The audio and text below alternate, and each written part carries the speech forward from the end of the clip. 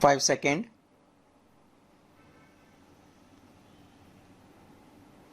Start.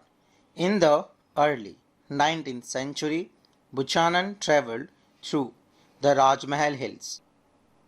From his description, the hills appeared impenetrable, a zone where few travelers ventured, an area that signified danger. Wherever he went, people were hostile, apprehensive to officials, and unwilling to talk to them. In many instances, they deserted their villages and absconded. Who were these hill folk? Why were they so apprehensive of Buchanan's visit? Buchanan's journal gives us tantalizing glimpse of these hill folk in the early 19th century. His journal was written as a diary of places he visited, people he encountered, and practices he saw. It raises questions in our mind but does not always help us answer them. It tells us about a moment in time but not about the longer history of people and places. For that, historians have to turn to other records. If we look at late 18th century revenue records, we learn that these hill folk were known as Paharias. They lived around the Rajmahal Hills, subsisting on forest produce and practicing shifting cultivation. They cleared patches of forest by cutting bushes and burning the undergrowth.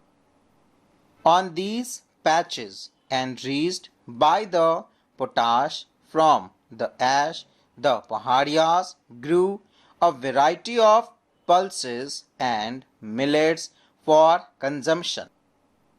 They scratched the ground lightly with hoes, cultivated and cleared land for a few years, then left it fallow so that it could recover its fertility and moved to a new area. From the forest they cultivated mahua, a flower for food, silk cocoons and resin for sale, and wood for charcoal production.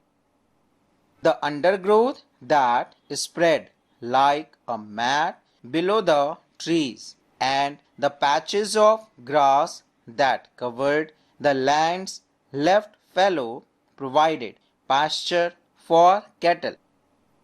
The life of the Paharias as hunters, shifting cultivators, food gatherers, charcoal producers, silkworm rearers was thus intimately connected to the forest. They lived in hutments within tamarind groves and rested in the shade of mango trees. They considered the entire region as their land, the basis of their identity as well as survival, and they resisted the intrusion of outsiders. Their chief maintained the unity of the group, settled disputes, and led the tribe in battles with other tribes and plains people. With their base in the hills, the Paharias regularly raided the plains where settled agriculturalists lived. These raids were necessary for survival, particularly in years of scarcity. They were a way of asserting power over settled communities, and they were a means of negotiating political relations with outsiders. The zamindars on the plains had to often purchase peace by paying a regular tribute to the hill chiefs. Traders similarly gave a small amount to the hill folk for permission to use the passes controlled by them.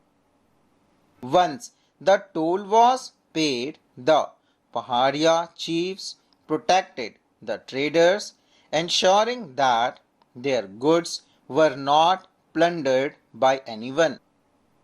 This negotiated peace was somewhat fragile. It broke down in the last decade of the 18th century when the frontiers of settled agriculture were being aggressively extended in eastern India. The British encouraged forest clearance and zamindars and jotedars turned uncultivated lands into rice fields. To the British, extension of settled agriculture was necessary to enlarge the sources of land revenue, produce crops for export, and establish the basis of a settled, ordered society. They also associated forests with wildness and saw forest people as savage, unruly, primitive, and difficult to govern. So they felt that forest had to be cleared, settled agriculture established, and forest people tamed, civilized, and persuaded to give up hunting and take to plug agriculture. As settled agriculture expanded, the area under forests and pastures contracted. This sharpened the conflict between hill folk and settled cultivators. The former began to raid settled villages with increasing regularity, carrying away food grain and the cattle. Ex-separated colonial officials tried desperately to control and subdue the Paharias, but they found the task difficult. In the 1770s, the British embarked on a brutal policy of extermination, hunting the Paharias down and killing them. Then, by the 1780s, Augustus Cleveland, the collector of Bhagalpur, proposed a policy of pacification. Paharia chiefs were given an annual allowances and made responsible for the proper conduct of their men. They were expected to maintain order in their localities and discipline their own people.